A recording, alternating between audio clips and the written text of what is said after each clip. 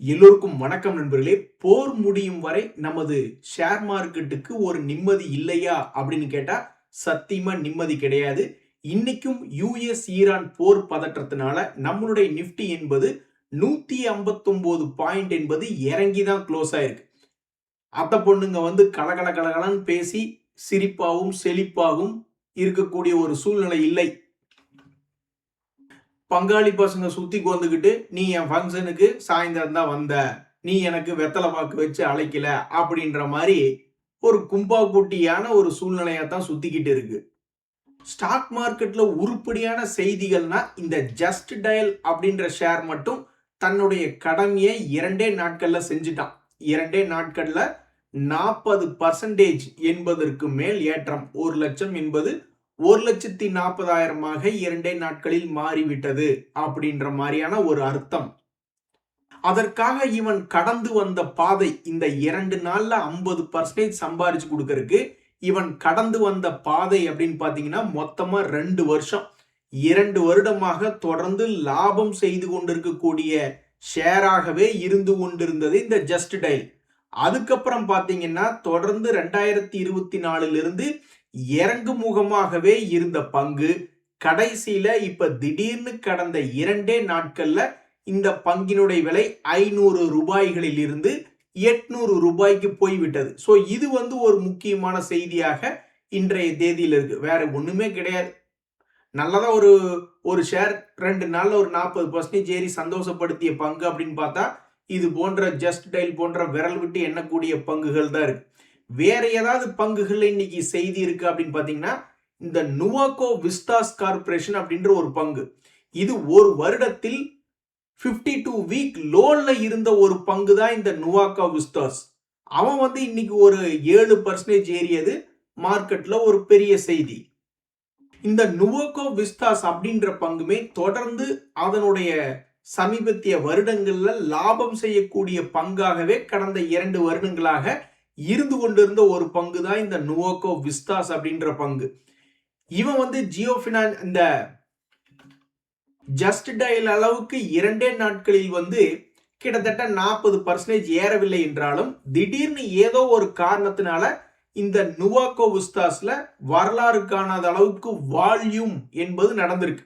அப்ப இந்த பங்கு ஏறாதுன்னு நினைச்சிட்டு ஏதாவது ஒரு குரூப் வித்துட்டு போச்சா, அல்லது இது மேபி இது இங்கிருந்து மேல ஏறிடலாம் அப்படின்ற நினைப்புல ஏதாவது ஒரு பெரிய குரூப் பணத்தை போட்டிருக்குதா அப்படின்றது யாருக்கும் தெரியாது. இந்த நேரத்தில் இந்த நுவாகோ விஸ்டாஸ் 2021 இருந்து பெரிய வீழ்ச்சி அடைவதும் மறுபடியும் பெரிய எழுச்சி அடைவதும் மறுபடியும் வீழ்ச்சி அடைவதுமாக இருக்கக்கூடிய ஒரு பங்கு. ஸோ தன்னுடைய பழைய ஹைகளை திரும்ப வந்து தொடுமா இல்லையா என்பது பொறுத்திருந்து தான் பார்க்கணும். ஸோ இப்போதைக்கு அந்த போர் பதற்றத்தினால இந்திய மார்க்கெட்டுக்கு லாஸ் ஆகவும் நம்மளுக்கு மிகப்பெரிய ஒரு தண்டனையாகவும் இருக்கு. ஆனா ஒரு கணிப்பு என்னன்னா கரெக்டா ஒரு 1000 பாயிண்ட் வீழ்ச்சி அடைஞ்சு நம்ம மார்க்கெட் சப்போர்ட்ல வந்து விழுகும் பொழுது இவனுக்கு வெள்ளக்கொடி காட்டுவாங்களா அப்படின்ற ஒரு சந்தேகம் நம்ம மனசுக்குள்ள வருது. ஏன்னா அப்படித்தான் கரெக்டா மேட்ச் ஆகிக்கிட்டே இருக்கு. மிகப்பெரிய வீழ்ச்சி அடையும் போது ஏதாவது ஒரு அமைதியான பேச்சுவார்த்தை வருது அப்படின்றாங்க. முக்கியமான ஒரு எழுச்சிக்கு வந்து ரெசிஸ்டன்ஸ் பாயிண்ட தொடும் பொழுது சண்டை ஆரம்பிச்சிடுறாங்க. இதனால லாஸ் வந்து நம்ம தண்டனையை அனுபவிச்சுக்கிட்டு இருக்கோம்.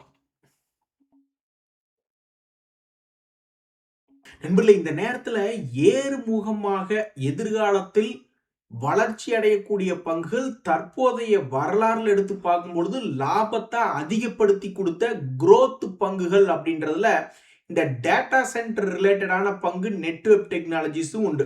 கடந்த 3 மாதங்கள்ல நீங்க பார்க்கும் பொழுது 250 டேஸ் மூவிங் ஆவரேஜை டச் பண்ணோனே மேல வந்துடுறான். ஸோ இந்த முறையும் 3வது முறையாக சமீபத்திய 2 மாதங்கள்ல 50 டேஸ் மூவிங் ஆவரேஜை வந்து டச் பண்ணி இருக்கக்கூடிய இந்த நெட்வொர்க் டெக்னாலஜிஸ் தன்னுடைய பழைய ஹையை போய் தொடணும்னா 20% பக்கம் ஏறணும், அல்லது 200 டேஸ் மூவிங் ஆவரேஜ் கீழே போற மாதிரி இருந்தால் அதுவும் 20% மேல கீழே இறங்கணும். ஸோ என்ன செய்ய போகிறது இந்த நெட்வொர்க் டெக்னாலஜிஸ்? ஒரு ஹேட்ரிக் அடிக்குமா, அல்லது ஹேட்ரிக் அடிக்காமல் கீழே விழுந்து விடுமா, என்ன செய்ய போகிறது அப்படின்ற இந்த Q1 ரிசல்ட் சீசன்ல அதிகமான வாலட்டிலிட்டி கொண்ட பங்குகள்ல இந்த நெட்வொர்க் இருக்கு. ஸோ டக்குன்னு தன்னுடைய பழைய ஹை போனாலும் பெருசா ஏறணும், அல்லது லோ போறதா இருந்தாலும் 200 டேஸ் மூவிங் ஆவரேஜ் கீழே போறதா இருந்தாலும் ஆல்மோஸ்ட் 20% கீழே இறங்கணும். ஸோ ரொம்பவும் வாலட்டிலிட்டியான பங்கு, இக்கட்டான சூழ்நிலையில் இருக்கு. எந்த பக்கம் போனாலும் பெரிய மூவ்மெண்ட் காட்டுவானோ அப்படின்ற ஒரு எதிர்பார்ப்புல இந்த நெட்வொர்க் ஷேர் ஹோல்டர்ஸ் எல்லாரும் இருக்காங்க. இதே மாதிரிதான் இன்னொரு பங்கு ஜீனா சீகோ லைஃப் கேர் அப்படின்ற பங்கு. அது எந்த ஒரு growth பங்கா இருந்தாலும் அந்த 200 டேஸ் மூவிங் ஆவரேஜுக்கு கீழே போகாத வரைக்கும் தான் மரியாதை. அது வரைக்கும் நீ தொட்டு தொட்டு போ அல்லது தொடாம கூட போ அப்படின்னு அது வரைக்கும் தான் மரியாதை. நல்ல லாபத்தை இன்க்ரீஸ் பண்ணி கொடுக்கக்கூடிய பங்குகளும் 200 டேஸ் மூவிங் ஆவரேஜ் கீழே போயிட்டான்னா பெருசா மரியாதை இருக்காது. ஸோ இந்த மிகவும் அற்புதமாக வளர்ச்சி அடைந்த ஒரு growth company Jeena சீகோ life care அப்படின்ற பங்கு. ஜீனா சீகோ அப்படின்றால் வாழ பழகி கொள்ளுங்கள் அப்படின்ற அர்த்தமா என்னன்றது தெரியல. எனிவே, ஸோ இந்த ஜீனா சீகோ அப்படின்ற growth company 200 days moving average கீழே ட்ரேட் ஆகி கொண்டு இருக்கிறது ஒரு வருத்தமான தகவலாக தற்போது இருக்கு. ஸோ இந்த ஷேர் ஹோல்டர்ஸ் எல்லாருமே 200 டேஸ் மூவிங் ஆவரேஜை இது சீக்கிரம் தாண்ட வேண்டும் அப்படின்ற மாதிரி வேண்டிக்கிட்டு இருக்காங்க. நண்பர்களே, எஸ்பிஐ ஏஎம்சி சம்பந்தப்பட்ட ஐபிஓ செய்தி இருக்கும் பொழுது எஸ்பிஐ பேங்க் ஆகட்டும், எஸ்பிஐ கார்ட்ஸ் ஆகட்டும், ஏதாவது ஒரு செய்திகள் வருமா, அவங்களுக்கு ஏதாவது ஒரு ட்ரிகர் கிடைக்குமா அப்படின்னு எதிர்பார்க்கறது ஒரு நியாயமான விஷயம். ஆனா பக்கத்துல இருக்கக்கூடிய 90s கிட்ஸுக்கு கல்யாணம் ஆயிடுச்சு, நேத்து தான் வந்து பத்திரிக்கை வச்சுட்டு போனான், அப்ப நம்மளுக்கும் கல்யாணம் ஆகக்கூடாது, அப்படி ஆகணும் அப்படின்னு எதிர்பார்க்கல, தப்பில்லை அப்படின்ற மாதிரி இந்த எஸ்பிஐ கார்ட்ஸ் என்ற பங்கு தொடர்ந்து இறங்கு முகமாக இருக்கக்கூடிய பங்கு. ஆனாலும் அவனை சாதாரணமா நீங்க எடை போடக்கூடாது. ஏன் அப்படின்னா 2022லயும் ஒரு முறை சம்பாரிச்சு கொடுத்தான், 2023லயும் சம்பாரிச்சு கொடுத்தான், 2024லயும் ஒரு முறை சம்பாரிச்சு கொடுத்தான், 2025லயும் சம்பாரிச்சு கொடுத்தான். ஆனா இந்த 2026 அவனுக்கு ஏனோ பிடிக்கல. ரொம்ப மோசமா சோகமா இருக்கக்கூடிய இந்த நேரத்துல இதுக்கு முன்னாடி பல பேர் என்ன யோசிச்சுட்டு இருந்தாங்கன்னா, 200 டேஸ் மூவிங் ஆவரேஜ்ல இருந்து ஒரு முறை 25% இறங்கிட்டு சிறிய அளவுல ஒரு 10% ஏற்றம் இருந்தது. அதே 24%க்கு பக்கமா very similar to that level அப்படின்ற மாதிரி 200 டேஸ் மூவிங் ஆவரேஜ்ல இருந்து சில மாதங்களுக்கு முன்னாடி ஜூன் மாதத்துல அதே மாதிரி 24% விழுந்தது. ஸோ இதுக்கு முன்னாடி என்ன ஏற்றம் வந்ததோ அதே ஏற்றம் திரும்பி வந்துடுச்சு.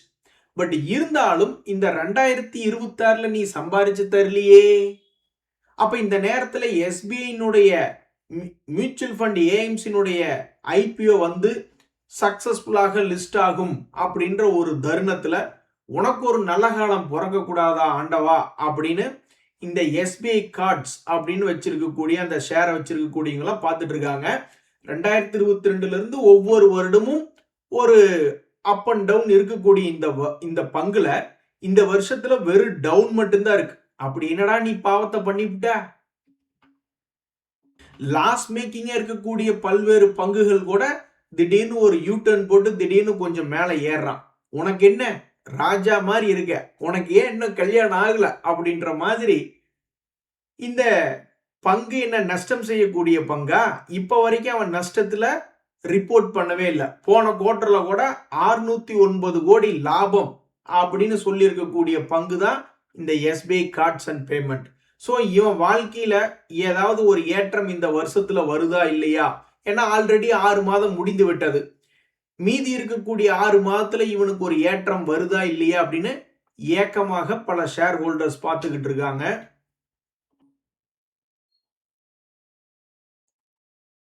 நண்பர்களே, இந்த சுப்ரீம் இண்டஸ்ட்ரீஸ் அப்படின்ற ஒரு பங்கு பார்த்தீங்கன்னா அது பிளாஸ்டிக்ஸ் ரிலேட்டடான பங்கு.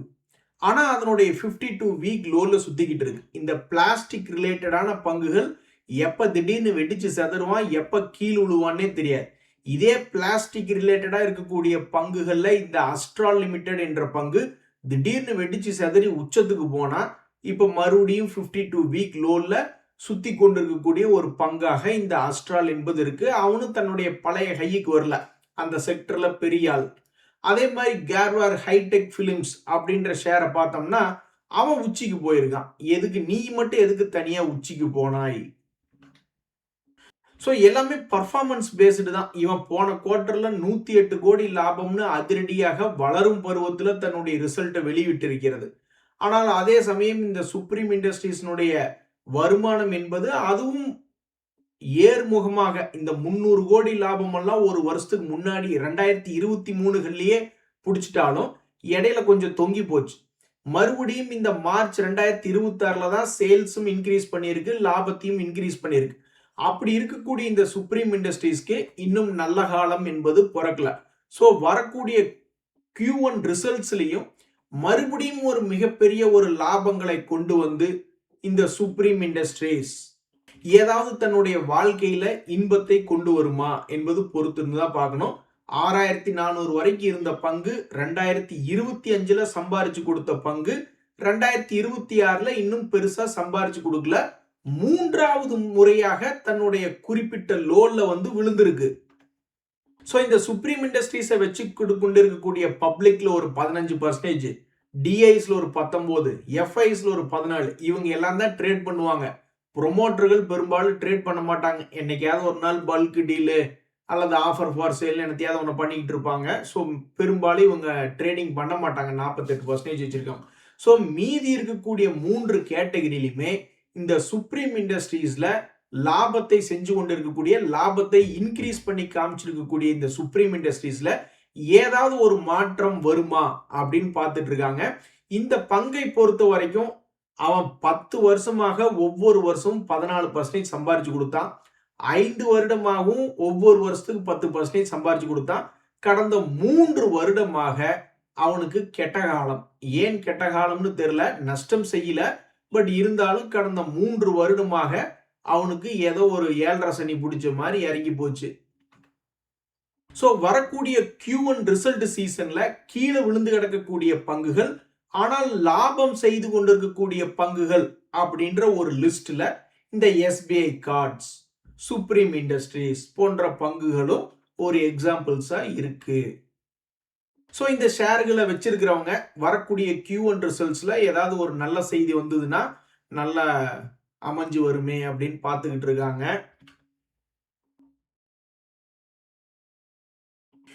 அதுல பாருங்க நண்பர்களே, இப்போதைக்கு செய்திகள் இருக்கக்கூடிய செக்டர்ல இந்த ஆயில் இந்தியா திடீர்னு வந்துடுச்சு.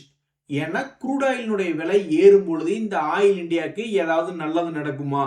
ஏன்னா போன முறை வார் வந்தப்ப இந்த பங்குகளையும் மேலே கொண்டு வந்து உச்சியில வச்சுட்டாங்க. அப்புறம் வார் ஸ்டாப் ஆயிடுச்சு அப்படின்னு சொன்னோடனே அப்படியே ஒரு ஃப்ரீ ஃபால் என்பது ஆயிடுச்சு. மறுபடியும் இப்போ க்ரூடினுடைய விலை ஏறும் பொழுது இது ஏதாவது பிக்கப் ஆகி மேலே போகுமா, அல்லது நாளைக்கே மறுபடியும் சீஸ்ஃபயர் அனௌன்ஸ்மெண்ட் இது வந்து இவன் தொப்பு நூடுறான என்னன்றது தெரியல. பட் முக்கியமான மிக முக்கியமான அந்த 200 டேஸ் மூவிங் ஆவரேஜை வந்து தொட்டு இருக்கக்கூடிய ஒரு பங்காக இந்த ஆயில் இந்தியா இருக்கு. பழைய ஹை போறதுனாலும் 100 ரூபாய் ஏறினவன் 520 ரூபாய்க்கு மேல போகணும். பழைய ஹை போற மாதிரி, பழைய ஹைன்னு என்ன, ஒரு மாசத்துக்கு முன்னாடி இருந்த ஹை. அதே மாதிரி லோ போகணும், இந்த 2026 லோ போகணும் அப்படின்னாலும் ஆல்மோஸ்ட் ஒரு 70-80 ரூபாய் இறங்க வேண்டிய வேலை என்பது இந்த ஆயில் இந்தியாவில் இருக்கு. ஆக மொத்தம் சும்மா கிடந்த சங்க ஊதிக்கு எடுத்தாங்களா அப்படின்ற மாதிரி அதிகமான வாலட்டிலிட்டி இல்லாத ஒரு பங்கு தான் இந்த ஆயில் இந்தியா. அவனை பிடிச்சி செய்யின்னு செஞ்சுக்கிட்டு இருக்காங்க. இதனால கடந்த 3 மாதமாக அந்த பங்கு ஏறுவதும் இறங்குவதுமா பெரிய வாலட்டிலிட்டியில் இருக்கு. ஸோ வரக்கூடிய காலங்களில் இந்த ஆயில் இந்தியா ஷேர் என்ன ஆகுது அப்படின்றத பார்க்கணும். தற்போதைக்கு செய்திகள் இருக்கு. அதே மாதிரி வார் ரிலேட்டடான நியூஸ்ல இந்த டிரான்ஸ்போர்ட் பங்கு கண்டெய்னர் கார்பரேஷன் அதுலயும் நியூஸ் இருக்கிறதுனால ஏற்கனவே அந்த வார்னுடைய நியூஸ்னால பயங்கரமான வாலட்டிலிட்டியாக இருக்கக்கூடிய ஒரு பங்கு கரெக்டா ஒரு மீன் மண்டைக்குள்ள வந்து மாட்டிக்கிட்டான். இந்த மீன் மண்டையை விட்டுட்டு எந்த பக்கம் பயங்கரமா வெடிச்சு செதற போறான்னு தெரியல. தன்னுடைய பழைகை வர்றதா இருந்தாலும் 550 பக்கத்துல வரணும், பழைய லோ வர மாதிரி இருந்தாலும் 425. ஸோ வாலட்டிலிட்டியாக இருக்கக்கூடிய பங்குகள் செய்திகளினுடைய அடிப்படையில க்ரூட் ஆயிலினுடைய விலை ஏறதுனால, வார் நடக்கிறதுனால அப்படின்றதுல இந்த பங்கு ஒன்னா இருக்கு. இது போக யாருக்கு போடுகிறாய் வரி, மானங்கட்டவனை எங்கோடு வந்து என்ன மஞ்சள் அரைத்தாயா அப்படின்ற மாதிரி உங்களுடைய கப்பல்களை பாதுகாப்பா கொண்டு போறதுக்கு எனக்கு 20% கப்பம் கட்டுங்க அப்படின்றான். டேய் நீ அந்த இடத்த விட்டு போயிட்டீனாவே அது சேஃபா தான் வரும். எனக்கு புரியல நண்பர்களே. அந்த காலத்துல நம்ம மேல எவனாவது ஒருத்தர் டாக்ஸ் போடுறான்னா நம்மளுக்கெல்லாம் அப்படியே கொதிச்சு எழுந்துருவோம். இந்த 20% வரி போடுவோம் அப்படின்னு சொல்றதுக்கு இன்னும் எந்த நாடுகளும் வாய் திறக்கவில்லை. அதிகமா யூஸ் பண்றது நம்ம தான். ஏசியன் கண்ட்ரிஸ் தான். ஜப்பான் முதல் கொண்டு ஏகப்பட்ட நாடுகள், சீனா முதல் கொண்டு எல்லாருமே வலிமையான நாடுகள் தான். எல்லாரும் வாய் மூடி உட்கார்ந்துகிட்டு இருக்காங்க. ஏதாவது நம்ம ஒண்ணு பேச மண்டகருக்கு பிடிச்சவன் அவன் வேற ஒரு பக்கம் சண்டை போட்டுக்கிட்டு இருக்கான். அவன் மண்டை நம்ம போய் தொட்ட மாதிரி ஏதாவது ஆயிருமோ அப்படின்னு பல்வேறு நாடுகள் எல்லாம் வாய் மூடி மௌனமாக உள்ளன. ஆக மொத்தம் நம்ம ஸ்டாக் மார்க்கெட்டுக்கு மிகப்பெரிய ஒரு பதற்றமாகத்தான் இந்த யுஎஸ் ஈரான் வார் பதற்றம் என்பது போய்கிட்டு இருக்கு. வேறு ஏதாவது செய்திகள் இருக்கா அப்படின்னு பாத்தீங்கன்னா நண்பர்களே, சிறிய பங்குகள் தான். விராஜ் அயர்ன் அண்ட் ஸ்டீல்ன்றது மொத்தமே 440 கோடி மார்க்கெட் கேபிட்டல் கொண்ட ஷேர் தான் வச்சுக்கோங்களேன். எப்படி நம்ம ஊர் பக்கம் இந்த சக்தி சுகர்ஸ் அப்படின்றதெல்லாம் இருக்கு, அது மாதிரி ஒரு சிறிய மார்க்கெட் கேபிட்டல் கொண்ட பங்கு தான் இந்த விராஜ் அயர்ன் அப்படின்றது. அந்த பங்குல சமீபத்தில் என்ன நடந்திருக்கு அப்படின்னு பாத்தீங்கன்னா, ஆல்மோஸ்ட் 300 ரூபாய்களில் இருந்து தன்னுடைய சரிவை தொடங்கியது. ஒரு 70% இறங்கிவிட்ட ஒரு பங்கு தான் இந்த விராஜ் அயர்ன் அண்ட் ஸ்டீல். அதுல இன்னைக்கு என்ன நடந்திருக்கு அப்படின்னு பாத்தீங்கன்னா, அதிகமான வால்யூம் என்பது இந்த பங்குல நடந்திருக்கு. இது வரைக்கும் இவ்வளவு பெரிய வால்யூம் என்பது நடக்கல. சோ என்ன விஷயம் என்பது பொறுத்திருந்து தான் பார்க்கணும். அதே மாதிரி இந்த பிளாக் பக் அப்படின்றது ஒரு டெக்னாலஜி கம்பெனி. இப்படி இருக்கக்கூடிய இந்த கம்பெனில எஃப்ஐஎஸ் 32% தங்களுடைய ஹோல்டிங் பர்சன்டேஜை இன்க்ரீஸ் பண்ணியிருக்காங்க. அதே மாதிரி பப்ளிக்குமே 31% ஹோல்டிங் என்பது இந்த பிளாக் பக்ல வச்சிருக்கு. இப்படி இருக்கக்கூடிய இந்த பிளாக் பக்ல இன்னொரு செய்தி என்ன அப்படின்னு பாத்தீங்கன்னா, 200 டேஸ் மூவிங் ஆவரேஜை தாண்டிய இன்னொரு பங்கு அப்படின்ற செய்திகள்ல இந்த பிளாக் பக் வந்திருக்கு. இவன் பலமுறை 200 டேஸ் மூவிங் ஆவரேஜை தாண்டி முயற்சி பண்ணியிருக்கான். எதுக்கு? தன்னுடைய பழைய ஹையை போய் தாண்டி காட்டணும் அப்படின்ற ஒரு தைரியத்துல பல முறை தாண்டி காமிச்சிருக்கான். ஆனா ஒரு முறை கூட ஒன்னும் பெருசா சக்சஸ் ஆகவே இல்லை. ஏய் எல்லாருமே சூனாப்பான 1000 முடியுமா அப்படின்னு பார்த்தோம்னா, எத்தனையோ பங்குகள் சமீபத்தில் தன்னுடைய பழைய ஹையை உடைச்சிட்டு மேல வந்திருக்கு. அதுல கணக்கெடுத்து பார்த்தோம்னா பேங்க்ஸ் அண்ட் பினான்ஸ்ல நிறைய பங்குகள் வந்திருக்கு. அதே மாதிரி இந்த மாதிரி டேட்டா சென்டர், நியூ டெக்னாலஜி ரிலேட்டடான பங்குகள் தன்னுடைய பழைய ஹைகளை உடைச்சிட்டு மேல வந்திருக்கு. ஸோ இந்த பிளாக் பக் என்பது ஒரு டெக்னாலஜி கம்பெனியாக உள்ளது. ஸோ அதுக்கு எப்ப யோகம் வருது என்பது பொறுத்து இருந்தா பார்க்கணும். நம்மளுக்கே மனசுக்குள்ள தோணும் இல்ல நண்பர்களே. அதாவது எப்படின்னா, இப்ப சுகர் செக்டர்னு ஒரு பங்கு இருக்குன்னு வச்சுங்களேன், டக்குன்னு பழைய கையை உடைச்சிருவானா அப்படின்னா நம்மளுக்கு டவுட்டு அப்படிம்போம். ஃபார்மா செக்டர் டக்குன்னு வந்து பழைய கையை உடைச்சிருவானா அப்படின்னு கேட்டா ஆமா மேபி வாய்ப்பு இருக்குது அப்படின்னு சொல்லுவோம். அதே மாதிரி எஃப்எம்சிஜி பங்குகள் வந்து பழைய கையை உடைப்பானா அப்படின்னா அது டவுட் தாங்க அப்படின்ற மாதிரி நம்ம மனசுக்குள்ள தோணும். இதுவே data centre, semiconductor, power, solar, renewable energy இது போன்ற செக்டர்கள் வந்து கையை துடைக்கிறதுக்கு வாய்ப்பு இருக்கான்னா ஆமா மேபி இருக்குமோ அப்படின்ற மாதிரி நம்மளுக்கு தோணும். ஸோ எந்த ஒரு பங்கா இருந்தாலும் டக்குன்னு வந்து ஹையை உடைக்கிறதெல்லாம் ஒன்றும் சாதாரண விஷயம் கிடையாது. எது எப்படியோ அவங்க நாட்டில் நடக்கக்கூடிய சண்டைக்கு நம்ம தண்டனை அனுபவிச்சுட்டு இருக்கிறோம். நம்மளுடைய மார்க்கெட் அப்பப்போ லாஸ் ஆகிக்கிட்டு இருக்கு. தலைவலி அப்படின்ட்டு போக வேண்டியதான். இன்றைய தகவல் அனைத்து உங்களுக்கு உதவியா இருந்து எனக்கு மகிழ்ச்சி. ரொம்ப நன்றி. வணக்கம்.